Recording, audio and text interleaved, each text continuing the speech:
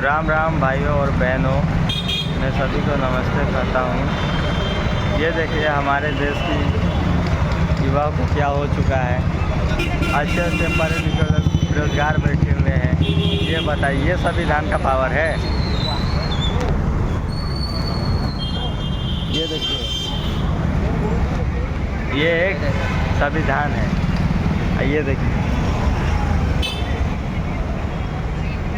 माने ये सब हो गया दिखावा, कुछ नहीं है। संविधान में वही चीज़ दिया है, मतलब कि कोई अमीर आदमी घोटाला कर लेता है तो इसको 3 साल का सज़ा है। वही कोई गरीब व्यक्ति रेलवे में 20 रुपये का टिकट मिल जाता है तो 5 साल का सज़ा है। ठीक है ना। तो संविधान जो भी बनाया गया है वो क्या बना, दारू पी के बनाया था क्या संविधान? आप ही बताइए, ये कैसा संविधान बना है? ये संविधान से नहीं आज तक किसी का भला हुआ है, नहीं आने वाला समय में होगा, नहीं कभी ज़िंदगी में होगा। आप ही में से बताइए, किसी को भी भला होगा ही नहीं। आप ही बताइए।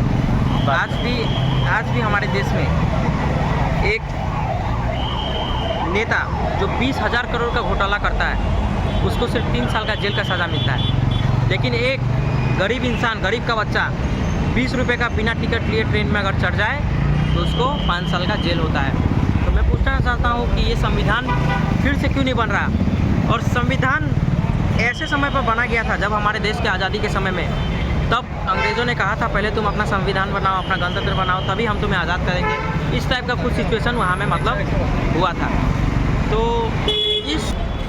तो इस समय आज़ादी का 80 साल पूरा हो चुका है, लेकिन फिर भी वो जल्दबाजी का बनाया गया संविधान, दूसरों देशों से चुराया हुआ, कॉपी किया हुआ अपना देश का संविधान का पन्नों में लिखने वाला अक्षर, ये अभी तक बदला नहीं गया। तो मैं सरकार से ये जानना चाहता हूँ, मैं अपने भाजपा सरकार से ये जानना चाहता हूँ कि ये संविधान हमारा कब बदलेगा और ये कांग्रेस इस देश को कब छोड़ेगा? जितना पाकिस्तानी, बांग्लादेशी आज हमारे देश में घुसपैठिया बनकर बैठे हुए हैं, उन बांग्लादेशी पाकिस्तानियों को कौन इस देश से हटाएगा? इसका जिम्मेदार कौन है? क्या यही संविधान का पावर है कि बांग्लादेशी डूब जा रहा है, पाकिस्तानी डूब जा रहा है, कोई भी देश पर अत्याचार करके चला जा रहा है? क्या यही संविधान में पावर दिया गया है?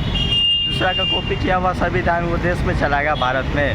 हाँ, ये हिंदुस्तान है, हिंदुस्तान का हिसाब से चलना चाहिए, गीता का अनुसार चलना चाहिए, गीता का हिसाब से चलना चाहिए। आप ही बता सकते हैं, इनसे पूछिए। दोस्तों, मैं आपसे ये पूछना चाहता हूँ कि आज इंडिया में हर जगह फुटपाथ पे दुकान दिया जाता है, तो क्या ये दुकान हट सकता है या नहीं?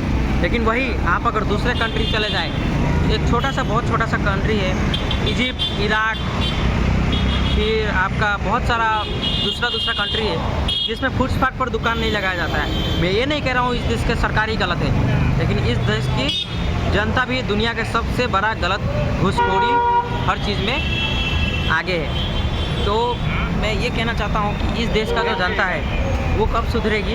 और मेरा सरकार से यही विनती है, संविधान ऐसा बना के गया है ना, जो अच्छा करना चाह रहा है ना वो भी गलत हो जा रहा है। जो बुरा करना चाह रहा है वही सक्सेस हो रहा है संविधान से। बस वही है संविधान का पावर। मतलब गलत राह पर चलोगे तो सक्सेस हो जाओगे। मतलब संविधान में वही चीज़ सिखाया है ना। संविधान ऐसा बना कर गया है कि लोग घोटाला करना पड़ जा रहा है। ये कैसा संविधान है? आप ही बताइए, ये क्या संविधान है कि लोगों को घोटाला करना पड़ रहा है? हाँ, 3 साल का सजा है, 20 रुपये का टिकट नहीं लिया। तो संविधान में लिखने वाला भी जानता था जो 20 रुपये का टिकट नहीं लेगा वो गरीब आदमी ही हो सकता है, जो घोटाला करेगा वो अमीर आदमी हो सकता है। करप्शन वगैरह जो करना है वो सब अमीर आदमी का काम है।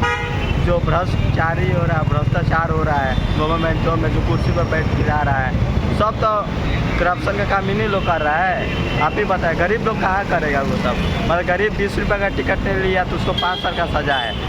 अमीर करप्शन कर दिया तो मतलब कि उसको 3 साल का सज़ा है।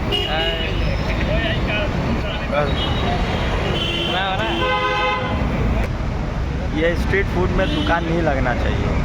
तो दोस्तों, आप जैसे कि जानते हैं कि दुनिया का हर देश, जैसे आप अमेरिका पकड़ लीजिए, वो बाइबल का हिसाब से चलता है। इराक, ईरान, सऊदी अरब, दुबई, ये सब कुरान का हिसाब से चलता है। लेकिन भारत दूसरा से बनाया हुआ, दूसरा से लिया हुआ, दूसरा से चीटिंग किया हुआ कानून, वो भला दूसरा का कानून भारत देश में क्यों चल रहा है? मैं ये जानना चाहता हूँ दोस्तों तो भारत देश में क्यों चल रहा है? भारत देश में संविधान नाम का भले कोई चीज़ ही नहीं है, हमें उसका जगह गीता बना देना चाहिए। जो गीता में लिखा है, जैसे गीता में लिखा है, आज भी हमारा यहाँ कलकत्ता में किया हुआ हत्याकांड, इतना गलत काम करते हैं वहाँ के डॉक्टर के साथ कलकत्ता में। मैं तो आपको वीडियो में जाहिर भी नहीं कर सकता हूँ बता के, लेकिन वो लोग, वो रेपिस्ट खुला घूम रहा है, लेकिन वो जिसके साथ ये कांड हुआ है वो लेकिन आज अपना मुंह दिखाने के लिए इस संसार में लायक नहीं है। वो शर्म का मारे मर जाएगा, वो फांसी लगा लेगा, लेकिन उसको मार के भी इस देश का कानून का हिसाब से, देश का संविधान का हिसाब से, दूसरा से लिया हुआ कानून का हिसाब से वो रेपिस्ट खुला घूम रहा है। अब मान के चलिए, अब ऐसा अगर सिचुएशन अगर हमारे देश में आ रहा है तो उस सिचुएशन में कोई ना कोई, किसी ना किसी को सहारा बनना पड़ेगा। अगर ये देश अभी तो बीजेपी के हाथ में है तो थोड़ा सा चल रहा है, अगर ये कांग्रेस के हाथ में चला गया तो आप सोच भी नहीं सकते हैं कि हमारे साथ क्या हो सकता है। मुसलमान लोग रोड पे नमाज़ पढ़ते हैं, आपको पता है कलकत्ता में उसका, कलकत्ता का मुख्यमंत्री है, कलकत्ता बोलो, वेस्ट बंगाल का मुख्यमंत्री है ममता बनर्जी। आप अगर एक बार कलकत्ता हावड़ा में, यहाँ में अगर गए हैं या फिर रहते हैं तो आप जानते होंगे कि वहाँ में रास्ता पर बैठ के नमाज़ पढ़ा जाता है, जबकि उसमें पुलिस वाले भी उसको कुछ नहीं कर सकते। लेकिन वहीं आप यूपी में चले जाइए, वहाँ में आपको डंडा से खेदा देंगे, रास्ता पे बैठ के वो सब सिस्टम नहीं है। रास्ता एक पब्लिक प्रॉपर्टी है, और पब्लिक प्रॉपर्टी में सिर्फ पब्लिक का हक है, ना ही एक संगठन का, ना ही एक मुल्क का, ना ही एक किसी चीज़ का वहाँ में गठन नहीं है, और ना ही जातिवाद का वो पब्लिक प्रॉपर्टी में कर सकता है। और अन्य देश में भी यही होता है, चाहे वो इंडोनेशिया दुनिया का सबसे बड़ा मुस्लिम देश है, वो भी अपना वहाँ 100 मस्जिद तोड़कर डेवलपमेंट का नाम पे अच्छा काम किया। लेकिन इंडिया में वो चीज़ क्यों नहीं हो रहा है?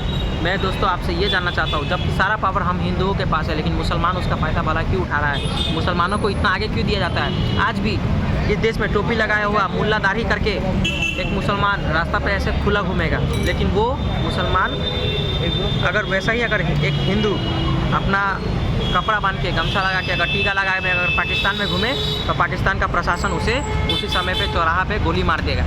तो दोस्तों, किसी न किसी को इस सब में से उभर के आना ही होगा, आगे आना ही होगा, नहीं तो ये देश बर्बाद हो जाएगा। आप ऐसा जानते हैं। तो हम दोनों ऐसा फैसला लिए हुए हैं कि आप लोगों के लिए, इस देश को डेवलपमेंट करने के लिए और हिंदुत्ववादी को पूरा दुनिया में प्रचलन करने के लिए, और जो आगे के संत कबीरदास, इन लोगों से कॉपी किया हुआ चीज़ जो अमेरिका हम लोग से ले लिया है, उन सबको हमें वापस लाना है। जैसे आज भी बुध ग्रह में कितना समय हो रहा है, बृहस्पति ग्रह में कितना समय हो रहा है, शनि ग्रह में कितना समय हो रहा है, ये हमारे ज़माने के पुराने संत ये बता सकते हैं। लेकिन उनसे कॉपी किया हुआ ये जो अल्बर्ट आइंस्टाइन है, न्यूटन का ये है आल बाल, वो सब कॉपी करके अपना देश को आगे बढ़ाने में लगा हुआ है। तो दोस्तों, मैं बस आपसे यही करना चाहता हूँ, हमें सपोर्ट कीजिए। मैं आपसे लाइक का भी नहीं मांगूंगा, लेकिन ज़्यादा से ज़्यादा शेयर कीजिए ताकि हमारा ये बात छोटा मोटा एमएलए, सरकार तक, किसी तक पहुँच जाए, जो हमें डेवलपमेंट के नाम पे कुछ ना कुछ करके। मैं आप लोगों को इतना दावा के साथ कह सकता हूँ कि अगर हम लोग कोई ना कोई चीज़ में आ गए तो या तो करेंगे या फिर मरेंगे।